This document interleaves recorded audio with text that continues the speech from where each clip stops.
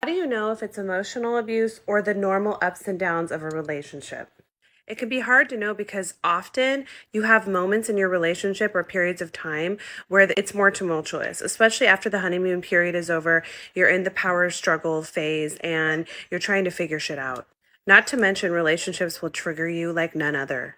They will bring up child wounds for each of you, and it seems at times as if those inner children are fighting with one another.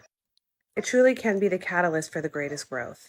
But how do you know that it has crossed a line out of just a hardship and it's actually somebody is being emotionally abused? The victim is often extremely confused. If you are in a perpetual state of confusion, you might be being emotionally abused. You might be with a toxic person. And yes, I'm talking about narcissists. Not all toxic people are narcissists, but all narcissists are toxic.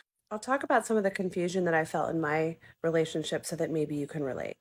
The behavior is inconsistent. My partner would always say to me, "You need constant communication." And I would say, "No, I need consistent communication." They're different. Which brings up my other point. You may often be confused because when you bring up basic needs to your partner, you are gaslit. They employ DARVO, which, if you don't know what that is, look it up. They apply toxic techniques and responses so that they don't have to be held responsible or changed in any way.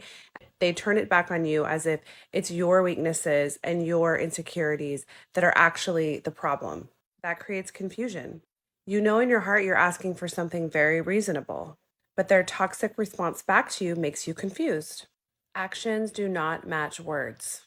I like to emotionally connect with my partners. I want to talk for long periods of time. I want to learn about them. I want them to learn about me. And we didn't see each other a lot because we had distance between us, physical distance. We also had very busy lives. So in the evenings, I liked to talk to him on the phone. After about 15 to 20 minutes of talking, and mind you, the subject was usually pretty shallow in nature, he would start to get really annoyed, and I could just tell that the energy was changing and that he didn't want to be on the phone with me anymore. Often I would say, "So are you done with the conversation?" And he would say, "Yeah, I've got to go to bed. I've got to get up early." We didn't have any emotional connection. Yet he would tell me all the time how deep he felt our relationship was, how much he felt like he was opening up to me, how vulnerable he could be with me. But that's because I was being vulnerable. He was not. So I was always left confused because his words were one thing and his actions did not support those words.